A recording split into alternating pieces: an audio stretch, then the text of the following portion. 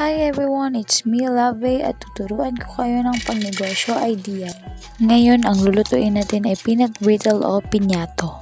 So as you can see, nilaga ko muna yung mani bago ko pukpukin.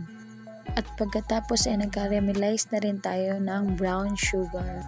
Nilagay ko na rin yung butter at minimix ko. Halu-haluin mo lang para mag-melt yung brown sugar natin. Nilagyan ko na pala ng hot water para naman magmukhang caramel.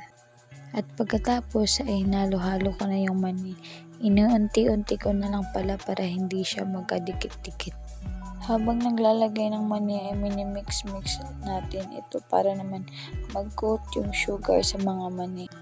Habang ginagawa natin ito ay ipe-prepare na natin ang ating lagayan upang matransfer na natin ito kasi madali lang itong tumigas.